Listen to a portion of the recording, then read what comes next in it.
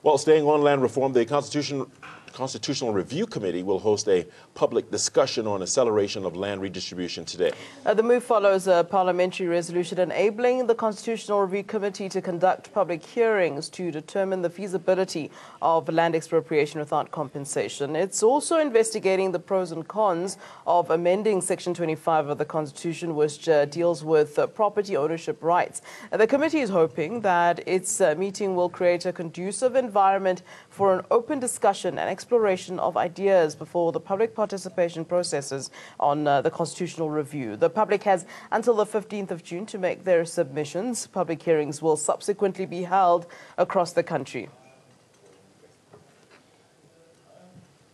Well, Agriculture Minister Senzeni Zokwana will today be hosting a high-level meeting of Southern African ministers responsible for food security in the region.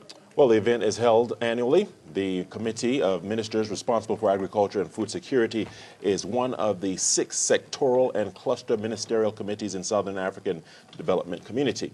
Now, the agricultural value chain includes marine and inland capture, fisheries, and agriculture. Now, these components generate a variety of benefits, including nutrition and food security, livelihoods, employment, exports, and foreign currency, among others.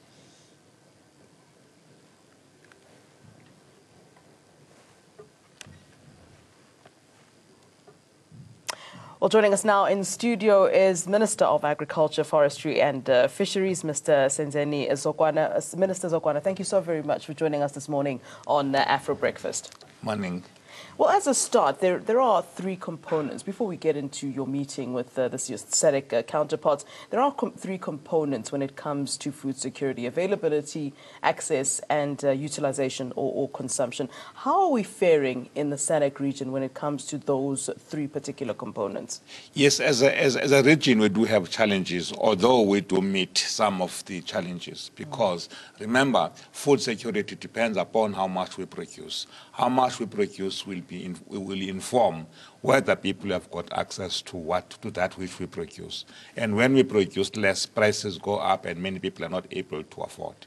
Now, Minister, talk to us about your meeting with your SADC counterparts. What exactly is then on the agenda? Obviously, food security has a number of components, but what are the issues surrounding food security and its components that will then be on the agenda? Well, looking at a number of issues, one of which is to deal with transboundary diseases as well as pests, such that we want to have a monitoring team of aspects that deals with that. At least before a pest reaches another African SADC country, we're able to observe that. We have seen that when we were hit last year by alpha mealworm. Had we known about it before it hit our shores, we could have been far better. But we have been elected to be the leader in dealing with it because we're able to identify it, we're able to come up with pesticides that can deal with it. Now we have appointed to lead in that area. The other one is the issue of creating a center for our seeds so that we can be able to keep our indigenous seeds and ensure that we improve on them, so that as SADC, we're able to improve food production. When it comes to trade, I mean, obviously when it comes to farming and how the SADC region operates, how is that going in terms of sharing those resources that sort of interlink and help each other in the region?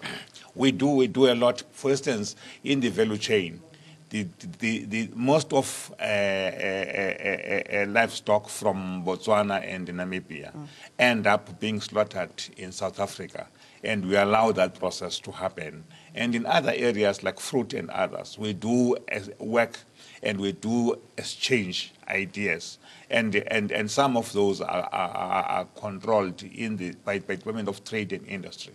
But there is an understanding of the need to produce enough so that our value chain is strengthened without losing the subsectors, which will be your grains, which will be your livestock and others, such that we're able to improve food production. Now, you did briefly touch on some of the challenges that are faced by by Africa generally, but we are specifically talking about SADC today that affect food security. Which are those issues that are affecting the region? And I suppose this meeting would then seek to address those. Am I correct? Yes, one of those would be creating an observatory to monitor our Indian Ocean reef, using Mozambique as a center.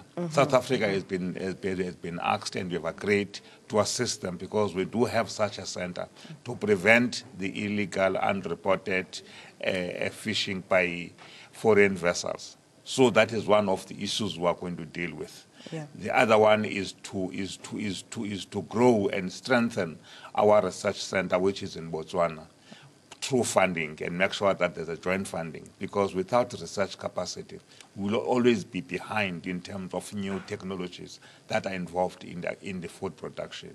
The other one is how do we manage the transboundary diseases. As I've mentioned already, the issue of foot and mouth is one of those diseases we need to manage, because they affect the issue of the Rift Valley fever, which we are already have broken up in our own country. Yeah. But the issue of the fall armyworm, we need to do more research, even to look at indigenous as well as organic methods of controlling it, than to rely purely on chemicals. Which country is doing the bulk of the research when it comes to these diseases, or is it really just sort of a group effort, if one can put it that way? Yes, we are assisted, I wouldn't say us, but we are assisted by FAO, which is the United Nations Food Organization, as well as in attendance at this meeting will be the DG of OIE, which is a World Health Organization, Animal Health Organization.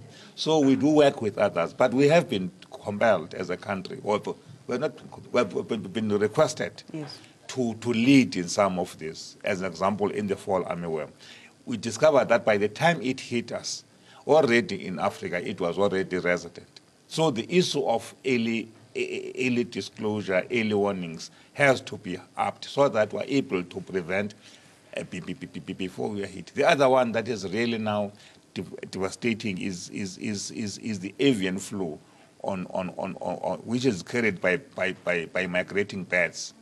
Is winter at the site, birds will flow to our country. We need to improve in that area, and we're doing all we can to ensure that we monitor, we work with the stakeholders, but the success and key thereof will depend on biosecurity, which means that farmers on their own must make sure that the interaction between wild birds and their domestic animals is restricted. Minister, it's very difficult for me to talk about the issue of food security when we see, almost daily on the news that there is still an issue of hunger and starvation on our continent. Often you'll see these UN planes flying over, our people's heads, dropping maize on their heads, all of that. Why is this still something that's happening at this day, in this age, in this time, when it seems that our farming and, we are really sort of up there in terms of where we are in farming and providing food and having, availability of resources and the food available? Why are we still seeing this happening still on our continent even now? I agree with you, and it's not good, because it is one of the areas I believe will be easy entry of diseases, because when you get that donated food, you won't have the chance to even check whether it has got no pests coming with it. But the key thing, I think, as a country, we have got what is called the observation of the World Food Day. It is a day on which you have to look, study, and understand how many people are vulnerable to hunger, and come up with measures of visiting villages, get food, also get the private sector to participate. It has been a success in South Africa. Every 1st of October, we do that. We're trying to say to our SADC countries, let's try to do that, because only then will you see how many people are vulnerable. But we need, therefore, to go back to our communities, assist them with seeds and tractors, assist them to begin to plant their own food for their own consumption. We need to ensure that our oceans in areas, in the coastal areas, do supply us with protein-rich fish, and they participate in the fishing. That's why in South Africa we are busy trying to outlay now the small-scale fisheries, meaning that people who are given licenses in those localities are able to exploit them, but also assisted because they can eat fish, they can sell it. We can even go to fish farming, which means that our dams can have fish that people can be able to fish for their own survival. All right, Minister, it's been a great pleasure having you here in studio with us, and thank you very much for unpacking these issues for us.